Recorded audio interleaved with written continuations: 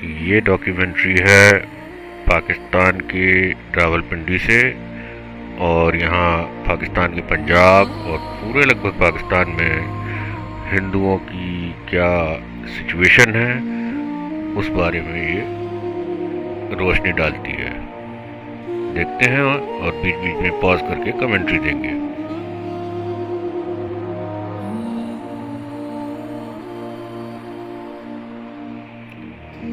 टूटे हुए, मुर्दा, खस्ता हाल बिल्डिंग्स यानी मंदिर। दुनिया की तारीख में अक्सरियत और अक़लियत के दरमियान हकूक़ की जंग रही, और अगर अक्सरियत और अक़लियत में फ़र्क मज़हब का हो तो दोनों के दरमियान ये तनाज़ा और भी तूल पकड़ जाता है। मगर बानिया पाकिस्तान कायद-ए-आज़म के अहद के मुताबिक हिंदुओं समेत तमाम अक़लियत बिरादरी को बराबरी के हकूक़ हासिल हैं। ये कैसे बराबरी के हक है? जो पहले 20% हिंदू पाकिस्तान में हुआ करते थे, तो अब लगभग 1 से 1.5% रह गए हैं। सुनते हैं इनकी तकरीर जो कि 11 अगस्त 1947 को दी गई थी, जिसमें उन्होंने ऐसे भाषण में कहा था कि सारे हिंदू रहने के लिए स्वतंत्र हैं, पर वहाँ पर स्वतंत्रता कैसी मिली। और वैसे भी ये जो भाषण है उनका, वो पाकिस्तानियों ने अपनी आर्काइव से गायब कर दिया था, वो फिर बाद में ढूंढ निकाला गया तो फिर मना नहीं कर पाए उसे। आजाद है अपने मंदिरों में जाने के लिए, आप सब आजाद है अपनी मस्जिदों में जाने के लिए और किसी भी और इबादतगाह में जाने के लिए। इस ममलिकत पाकिस्तान बात करें भाई, मंदिर में जाने की आज़ाद तो तब होंगे ना जब मंदिर बचेंगे। वहाँ पर सैकड़ों, हज़ारों लाखों मंदिर थे, छोटे बड़े, बड़े बड़े तो हज़ारों मंदिर थे। एक एक शहर में कई 100 मंदिर थे, सब खत्म कर दिए। पाकिस्तान में बिलखसूस रावलपिंडी की, तो रावलपिंडी और हिंदू कम्युनिटी का ताल्लुक बहुत पुराना, यानी पाकिस्तान बनने से पहले का है। अगर रावलपिंडी हिंदू का नहीं, हिंदू तो कई हज़ार साल पहले से वहाँ रहते थे, जब इस्लाम आया ही नहीं था दुनिया में, तब से। क़याम पाकिस्तान के बाद बहुत बड़ी तादाद में हिंदू यहाँ से हिजरत कर गए, मगर पीछे रह जाने वाले हिंदू आज भी रावलपिंडी की पहचान हैं। पुराने मंदिर ज़्यादातर अब किसी और मकसद के लिए इस्तेमाल होते हैं, मगर नोट कीजिए, किसी और मकसद के लिए इस्तेमाल होते हैं पुराने मंदिर। दरअसल नई बिल्डिंग बनाने की तो वहाँ क्षमता है नहीं, औकात है नहीं, तो पुरानी बिल्डिंग्स यानी मंदिरों को वहाँ सरकारी ऑफिस, लाइब्रेरी, यहाँ तक कि दुकान लोगों ने कब्जा लिया तो अपने अपने घर, यहाँ तक कि पब्लिक टॉयलेट तक बना दी गई हैं पुराने मंदिरों में। सैकड़ों मंदिर थे और अब घटकर सिर्फ 2 रह गए हैं रावलपिंडी में। वो भी घट करके इतने छोटे हो गए हैं कि कुछ कहा नहीं जा सकता। इनमें से आज भी हिंदू सकाफत झलकती है। रावलपिंडी के कई पुराने मकामात पर आज भी हिंदुओं की तामीर करदा मंदिरों के आसार मौजूद हैं। कई आज भी इसलिए मौजूद हैं क्योंकि इनको तोड़कर नए मंदिर, नई बिल्डिंग बनाने की औकात नहीं है।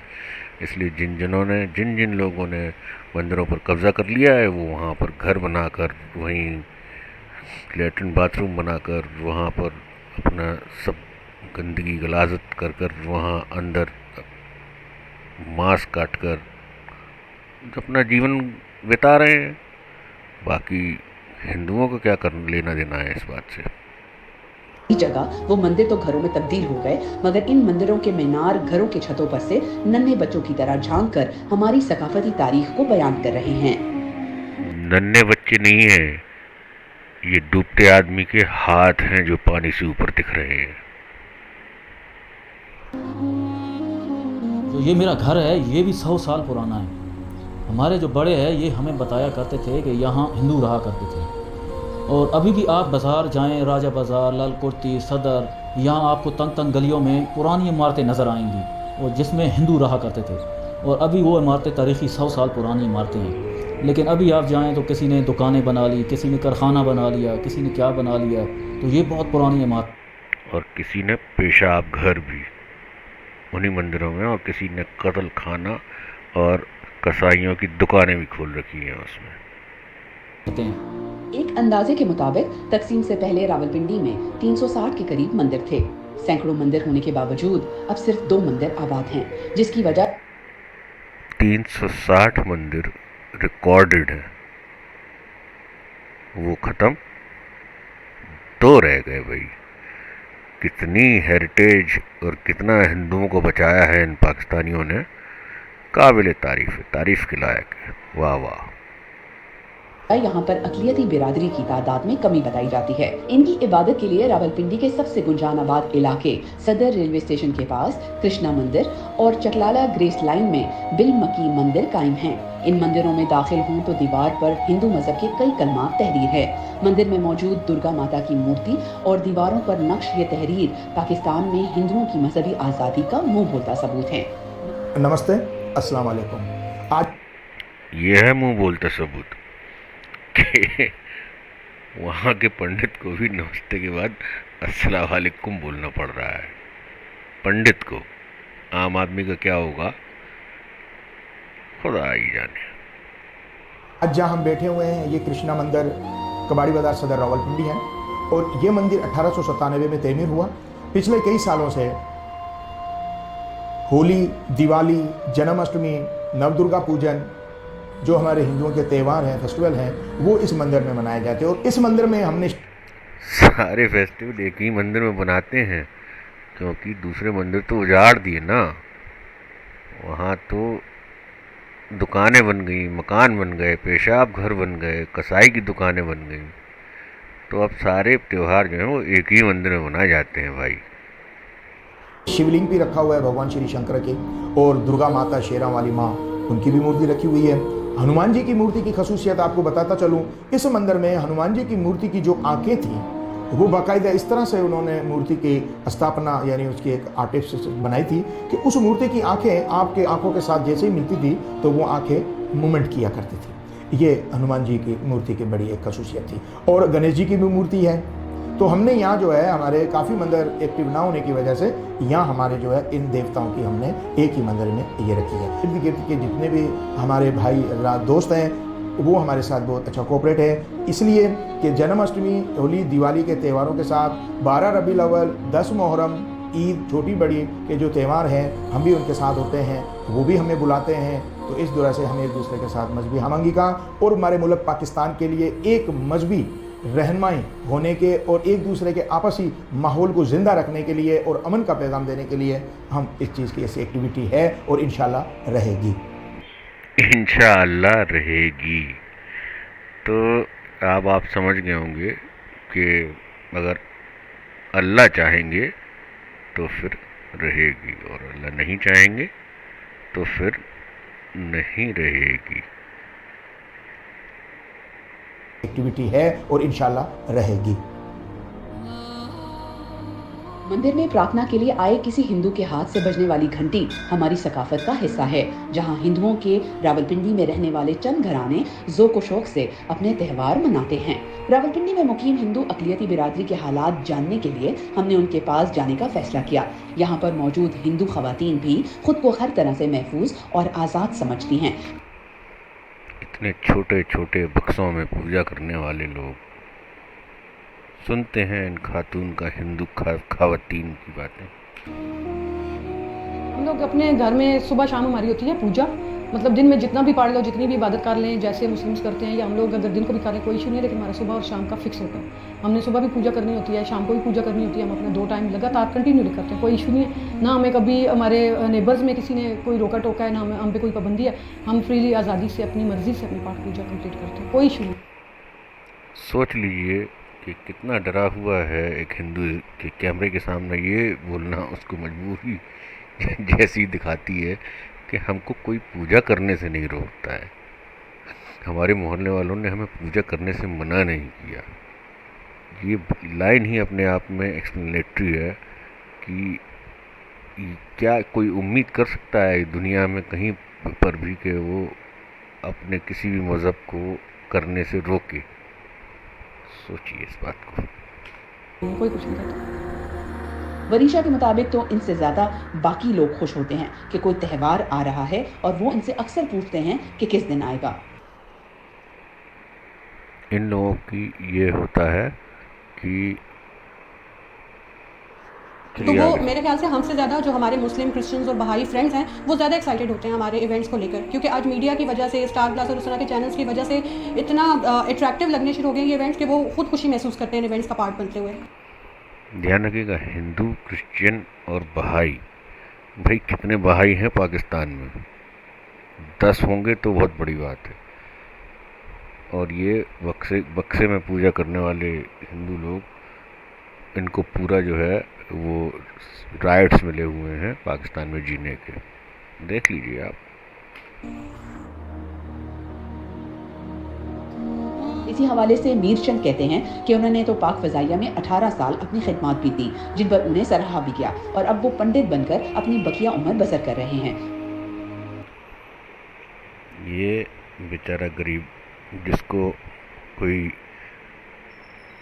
3rd ग्रेड की या नीचे से नीचे ग्रेड की नौकरी सफाई कर्मचारी या ये बना दिया होगा, क्योंकि पाकिस्तान में वैसे भी जो है वो जितने भी सफाई कर्मचारी हैं वो गैर मुसलमान होते हैं, और उसके लिए पाकिस्तान में बाकायदा जो है वो इश्तहार निकलता है अखबारों में कि भाई जितने भी सफाई कर्मचारी की नौकरी है वो सिर्फ गैर मुसलमानों को मिलती है, जिसमें कि हिंदू और क्रिश्चियन ही आते हैं। तो वहाँ पर इसको सरकारी नौकरी मिल गई है, और उसके लिए ये गजब थैंकफुल है ये बंदा बेचारा, क्या करे। मैं बहुत ममनून हूँ मालिक का। मकामी तजस्सुस के पेश नज़र हमने जानना चाहा कि पड़ोस मुल्क में मजहबी आज़ादी देखते हुए वो वहाँ क्यों नहीं हिजरत करते। जवाबन कविता कहती हैं कि इनके आबाओ अजदाद ने भी क़याम पाकिस्तान पर हिजरत नहीं की, क्योंकि यही उनकी सरजमीन थी। आपकी बात ठीक है कि हमारे उधर इंडिया में सब कुछ हमें मतलब सब फैसिलिटीज़ हैं, हर चीज़ की हमें मतलब सब कुछ अवेलेबल है हमारी वर्शिप के हिसाब से। लेकिन बात ये है कि जिस जगह पे हमने आंख खोली है, हमारे आबाओ अजदाद ने आंख खोली है, तो उनके पॉइंट ऑफ व्यू में ये था माइग्रेशन टाइम उन्होंने माइग्रेट नहीं किया, तो उन्होंने बोला नहीं ये धरती हमारी माँ है अपनी। वहाँ पर सारी फैसिलिटी अवेलेबल है इंडिया में, फिर भी नहीं गए, क्योंकि ये धरती हमारी माँ है। ये कह रही है ये औरत कि यहाँ फैसिलिटी अवेलेबल ना होने के बावजूद भी मैं यहाँ रुकी हुई हूँ, क्योंकि यहाँ ये मेरी धरती मेरी माँ है। अपनी माँ को हम छोड़ के नहीं जाएंगे, तो इसलिए फिर ज़ाहिर है जनरेशन टू जनरेशन हम लोग भी यहीं पे हैं, तो अपनी माँ को तो कोई नहीं छोड़ सकता। और दूसरी बात यह है कि वहाँ पे जाने का होता है, हम लोग जाते हैं मतलब जाते भी हैं 15 दिन 20 दिन रह के फिर हम लोग अपने घर वापस आ जाते हैं, मतलब अपने पाकिस्तान में वापस आ जाते हैं। कुछ भी हो लेकिन अपना घर अपना मुल्क अपना होता है। जितनी हमें उधर प्यार मिला है, जितनी हमने उधर सेलिब्रेशंस किए हैं, उतनी हम अपने पाकिस्तान में भी कर लेते हैं। हम पाकिस्तान में अपने सेलिब्रेशन उतने हम कर लेते हैं जितना प्यार हमें वहाँ मिला है इंडिया में। कर रहे हैं होली की, दिवाली की, राखी की, तो इस वजह से जो है हमें कभी ऐसा एहसास हुआ कि हम उधर शिफ्ट हो। हम जाते हैं घूम घुमा के आ जाते हैं। शिफ्टिंग का तो हमने सोचा नहीं, क्योंकि हमारी मदरलैंड पाकिस्तान है, तो हम यहीं पे रहते हैं। हिंदुओं हमारी मदरलैंड पाकिस्तान है, इसलिए हम आ जाते हैं, शिफ्टिंग का नहीं सोचा। क्या क्या लोग, कौन है, कहाँ से आते हैं? की एक और मजहबी ज़रूरत टीपू रोड पर मौजूद शमशान घाट है, जहां हिंदू अपनी आखिरी रसूमात मुकम्मल आज़ादी के साथ अदा करते हैं। अपनी रसूमात मुकम्मल आज़ादी के साथ हिंदू लोग करते हैं, मतलब इनको शर्म भी नहीं आ रही बोलने में, और छाती पीट पीट कर ये बोल रहे हैं अपनी तारीफ करते हुए कि कोई भी रिलीजियन इनके यहाँ अपनी उसको अगर लास्ट राइट का अधिकार दे दिया तो ये बहुत बड़ी बात है। कायदे आज़म की अक़लियतों को तहफ़्फ़ुज़ देने के अहद को निभाते हुए आज भी हिंदुओं को पाकिस्तान में मजहबी आज़ादी दी गई है। जहाँ वाह, मुर्दे को दाह संस्कार, अग्नि संस्कार किया जाता है, जिसको आतिश कहते हैं, जो भी मुर्दे को, वो एक मखसूस जगह है। तो उस पर भी एक मंदिर बना हुआ है, और वो मंदिर जो है वहाँ 1820 में इस तरह से कुछ वहाँ बिल्डिंग बनी हुई है। उस बिल्डिंग के साथ ही एक दरियानुमा था जो अभी लई नाले में तब्दील हो गया है, तो वहाँ हम एक मुर्दे को जलाने के बाद 3 दिन के बाद वहाँ उनकी एश उसमें से निकाल के ये मुर्दे को वो एक मखसूस जगह है, तो उस पर भी एक मंदिर बना हुआ है। और वो मंदिर जो है वहाँ 1820 में इस तरह से कुछ है वहाँ। 1820 में मंदिर बना हुआ है, उसका कोई खाम ख्याल नहीं रखा गया। जर्जर झड़ने वाली स्थिति, बिखरने वाली पोजीशन में है, पर फिर भी भाई पाकिस्तान की बहुत तारीफ है कि उसको कम से कम तोड़ा तो नहीं। बिल्डिंग बनी हुई है, उस बिल्डिंग के साथ ही एक दरियानुमा था जो अभी लई नाले में तब्दील हो गया है। तो लई नाले में तब्दील हो गया, नाले में अब विसर्जन होता है क्या? 1820 में इस तरह से कुछ है वहाँ बिल्डिंग बनी हुई है, उस बिल्डिंग के साथ ही एक दरियानुमा था जो अभी लई नाले में तब्दील हो गया है। तो वहाँ हम एक मुर्दे को जलाने के बाद 3 दिन के बाद वहाँ उनकी एश उसमें से निकाल के जो बोन्स होती है वो किसी मटकी में लेकर गंगा जमुना जो दरिया है, तो हमारे यहाँ नज़दीक है अटक दरिया, उस अटक में ले जाते हैं। तो 3 दिन तक वहीं रहती है, उसके बाद हम ले जाते हैं और वहाँ वो करते हैं। तो ये इनका पंडित जी का कहने का मतलब ये है कि वो दाह संस्कार के बाद में एक नाले में जो है, जो भी नाले का नाम बताया उनने, उसमें वो ऐश को गिरा देते हैं और उसमें से बीन कर जो अस्थियां हैं वो फिर, क्योंकि गंगा जमुना नहीं जा सकते हैं, इसलिए अटक नाम की एक छोटी सी ट्रिब्यूटरी है, वहाँ ले जाके और बहा देते हैं। ये हिंदू धर्म की एक आखिरी आरामगाह कह लो, एक आदमी रस्मास कह लो, वो हम वहाँ अदा करते हैं। तो पाकिस्तान के हिंदुओं की आखिरी आरामगाह एक नाले से होते हुए एक छोटी सी नदी में ख़त्म हो जाती है। यही किस्सा है पाकिस्तान में हिंदुओं की पूरी जीवन चक्र का। रावलपिंडी के इलाके राजा बाजार में एक दूसरे से जुड़े मस्जिद और मंदिर एक परचम के साए तले हम एक हैं का मुंह बोलता सबूत हैं। दीन इस्लाम मोहब्बत और अमन का दर्ज देता है, तो दीनी तालीमात और बानी पाकिस्तान कायद-ए-आज़म फिर देखिए मंदिर एक जैसे मंदिर और मस्जिद की कंडीशन फिर देख लीजिए कैसे हैं ये दोनों मंदिर मस्जिद एक इलाके जैसे। राजा बाजार में एक दूसरे से जुड़े मस्जिद और मंदिर एक परचम के साए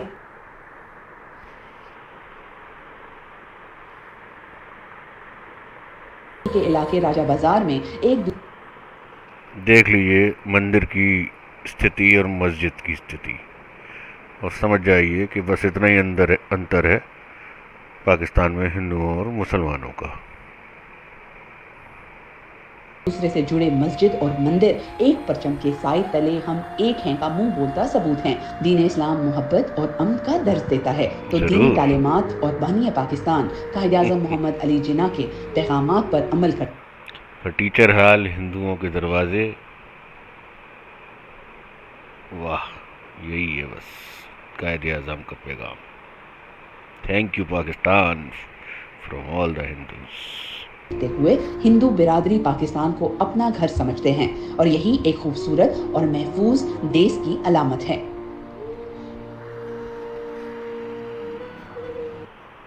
दोबारा फिर तैयब मुगल साहब की डॉक्यूमेंट्री को मैं सलाम करता हूँ और उन्होंने बता दिया, दिखा दिया कि मुसलमान लोग हिंदुओं को कितना पाकिस्तान में ख्याल रखते हैं।